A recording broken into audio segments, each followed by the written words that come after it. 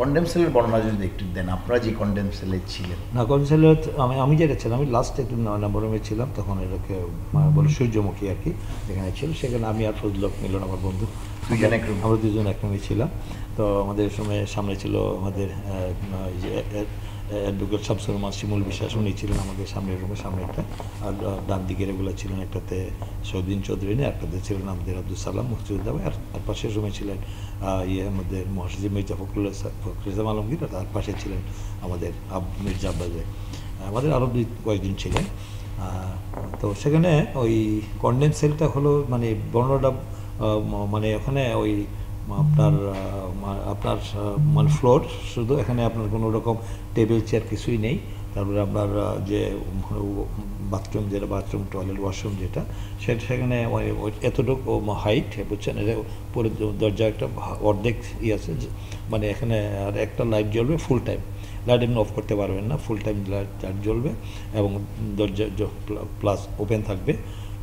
তারপরে আপনি এখানে আপনার মানে প্যান আর কি, হাইকমান্ডটা এটা থাকবে, এবং আপনার আর একজন একটা কম্বল দেবে, একটা বা দুইটা কম্বল দিবে, আর কম্বল দিয়ে বালিশ বানিয়ে নিলেন আপনি, সেটাকে আপনাকে করতে হবে আপনাকে ওখান থেকে, মানে ওই একটা বালিশ দেয় আর একটা দুইটা কম্বল দেয়, কম্বল এটা করতে হবে, ফ্লোরে শুতে হবে। এবং আপনি বেডশিট আপনাকে নিতে হবে, বেডশিট ওরা দিবে না, বেডশিট আপনাকে ভিতরে কিন্তু আবার শপিং করার জায়গা আছে, ভিতরে আপনাকে আপনার প্রয়োজনীয় জিনিসপত্র কেনার জন্য একটা সুযোগ আছে, ওটা বললে ওরা আসে কিনে আপনি নিলেন, আপনি বালিশ, আপনার টাওয়াল, গামছা বা আপনার সাবান, আনুষঙ্গিক যেসব একটা মানুষের মানে যে প্রয়োজনীয় জিনিসপত্র যা আছে এটা পাওয়া যায়, ওটার মধ্যে পাওয়া যায়, টাকার বিনিময়ে আপনাকে কিনে আনতে হবে আর কি। কিন্তু আপনাকে কোনো খাট বা চকির কোনো ব্যবস্থা নাই, তারপর আপনার কোনো রকম বেসিনের ব্যবস্থা নেই, আপনার হাইকমান্ডের ব্যবস্থা নেই, এবং আমাদের টয়লেটটাও মানে আপনার মানে ওই ওই ওই ব্রিটিশ আমলের ওই যে একজন মানে ওই ফাঁসির আসামিকে কষ্ট দেওয়ার জন্যে যা যা রাখা দরকার সব ব্যবস্থা এখানে, কিন্তু ওই তারা সেই সুযোগ সুবিধাটা সে বঞ্চিত হয়, সেটাকে আমাদেরকে করা হয়েছে। এটা আমার রাজনীতিবিদদেরকে ওখানে নিয়ে আমাদেরকে মানে শিক্ষা দেওয়া। হ্যাঁ, ফাঁসির আসামি আমরা যখন গেলাম, আমরা একটু আমরা প্রথম দেখলাম একটা মানে ওই একজন প্রিজন আর কি, কয়েদি আর কি, সে ওই বিডিআর একটা আসামি, হ্যাঁ তার নাম হলো ওই তার নাম এনামুল। সে এনামুলকে দেখি সে একটা হাতুড়ি বাটাল দিয়ে উপরে লেখা, যে বাংলায় লেখা আর কি, মৃত্যুদণ্ড প্রাপ্ত আসামি, ওইটা সে মানে খুঁটিয়ে মানে খুলে বসছে আমাদের, তখন আমরা দেখে পেয়েছি আর কি। তখন তার অনেকগুলি রুম, তো সবগুলা তো ছিল, খুলে ফেলছে। তো তখন বুঝে গেলাম যে আমাদের ওই কন্ডেম সেলে আমাদেরকে ঢোকাচ্ছে আর কি। তো এইভাবে আমাদেরকে ধরেন এখানে প্রায় আমরা ছিলাম 4-5 সপ্তাহ ছিলাম আমরা এখানে, ছিলাম ওখানে। তারপরে আমাদেরকে রিট করার পর হাইকোর্ট থেকে আমরা তখন ডিভিশনের আমার অনুমতি যখন অফিসিয়াল পেলাম, তখন আমাদেরকে ডিভিশন দেওয়া হলো আর কি, এটা চম্পাগুলি যেটা ডিভিশন, যেটা আমাদের ওইটাতে আমরা তখন গেলাম।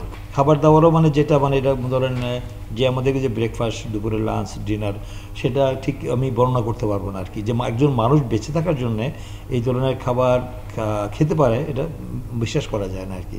মানে খাবারের যে মান আর কি, যে মানটা এখন মানে যে মানে একবার কি বলা যায়, এটা একজন মানে রুচি ও অখাদ্যের পর্যায়ে পড়ে বলতে গেলে আর কি, কোনো রকম বেঁচে থাকার জন্য যা আর কি করা হয়। আর অনেকে যাদের পয়সা থাকে তারা বাইরে থেকে কিনে এনে খাওয়ার সুযোগ আছে আর কি ওখানে। আপনি এখানে ওই আছে জীবনগুলা স্টোর আছে, ওগুলো থেকে আপনি ড্রাই খাবার কিনে নিয়ে আসতে পারেন, ফ্রুটস নিয়ে আসতে পারেন, এই সুযোগ আছে আর কি। আর যারা থাকে ওখানে ওই যে আমাদের ওই তাদের বলে যে ওই সেবক আর কি, সেবক দেয় আর একজনকে, এই সেবককে দিয়ে আপনি তাদেরকে দিয়ে তাদের মধ্যে টাকা থাকলে আপনি এগুলো আনতে পারেন না। আমরা যেহেতু ওই মৃত্যুদণ্ডপ্রাপ্ত আসামি নই, আমাদেরকে রুম থেকে বের হওয়ার সুযোগ দিয়েছে 5টা পর্যন্ত। আমরা নিচে গিয়ে ওই ধরেন ওই বিকালবেলা একটু হাঁটার সুযোগ পেয়েছি, কিন্তু বাউন্ডারি ওয়ালের বাইরে নয়, ওটা ভিতরে থাকতে হয়েছে আর কি। যে বাইরে গিয়ে যে খোলা জায়গায় মাঠে হাঁটবেন বা বিকালবেলা আপনি একটু রিল্যাক্স করবেন, সেই সুযোগ এর ভিতরে থাকতে হবে, এবং আপনি নির্ধারিত সময় মানে 5টার মধ্যে আপনাকে রুমে চলে আসতে হবে। লক আপ বলে এটাকে, লক আপ করে দেওয়া হবে।